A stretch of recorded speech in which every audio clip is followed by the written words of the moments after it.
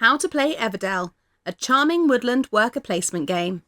To win, score the most points by developing your forest town, filling it with complementary critters and scoring endgame bonuses. To set up, lay out the board, build the tree and place it on the stump.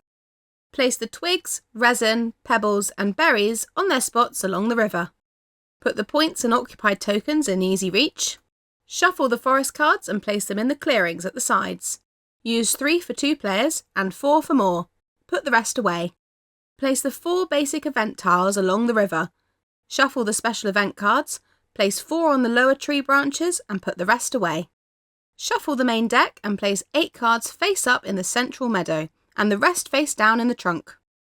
Each player picks a colour, takes 2 of their workers, puts them in front of them and places the other 4 on the top of the tree, 1 on spring, 1 on summer and 2 on autumn. The most humble player goes first. They draw 5 cards from the deck, the second player draws 6, the third 7 and the fourth draws 8. Play proceeds clockwise with the first season being winter. On your turn, you can perform one of 3 actions.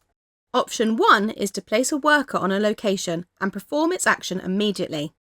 Locations are marked by a paw print. If the circle around it is closed, it's exclusive. Only 1 meeple may occupy it. If it's open, multiple can visit. Some forest locations have multiple spaces. Additional spaces are only usable at certain player counts, marked by the mouse in the corner.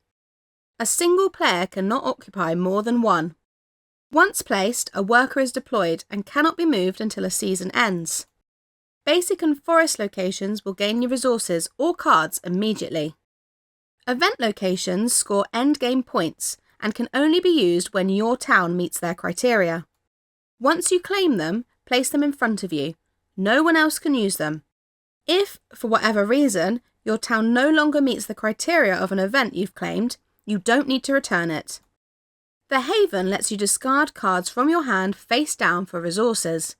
There's no limit to the number or colour of meeples that may occupy it.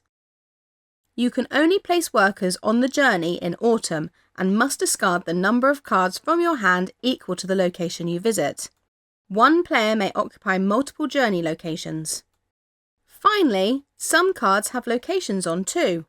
You may place workers in any location in your own town, or locations in your opponent's town that have an open sign next to them.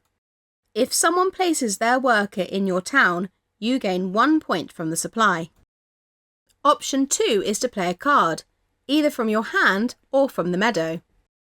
If you play a meadow card, immediately replace it with one from the deck.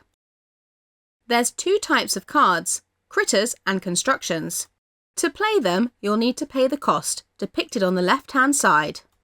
Both have a resource cost. However, critters may be placed for free if you have the relevant construction in your town. If you pay for them this way, cover their icon in the bottom right of the construction with an occupied token to show this building cannot be used to pay again. Even if that critter leaves your city, the occupied token remains. Each card has a type and a point value, while their effect is in the box below. They also show how many copies of each are in the deck. Traveller cards activate just once, immediately after they're played. Production cards activate when played and at the start of your spring and autumn phases. Destination cards activate only when a worker is placed on them. Governance cards activate whenever their effect is triggered. And prosperity cards score you endgame points in addition to their point value. Place cards you play in front of you to form your town. Your town may have a maximum of 15 cards in it. Event cards do not count towards this. You can't discard a card from your town unless an effect lets you do so. You can have a maximum of 8 cards in your hand. Whenever you draw cards, draw them from the deck, unless directed otherwise. If anything makes you draw more than 8 cards, draw up to 8 and stop. If a card makes you give cards to an opponent, choose one with room in their hand. If there isn't, give as many as possible and discard the rest. The discard pile is in front of the board.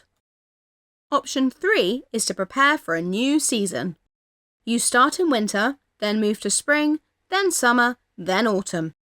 First, return all your deployed workers to your town in front of you.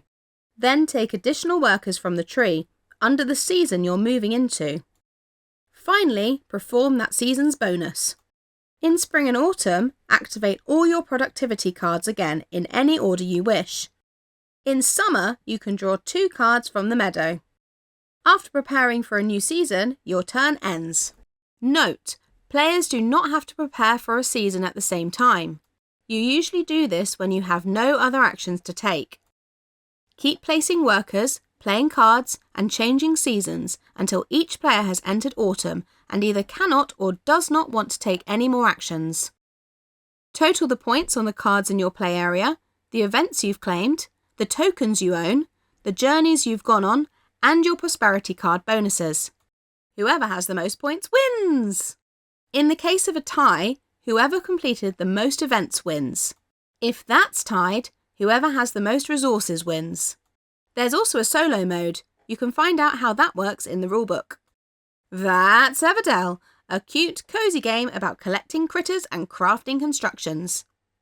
Enjoy!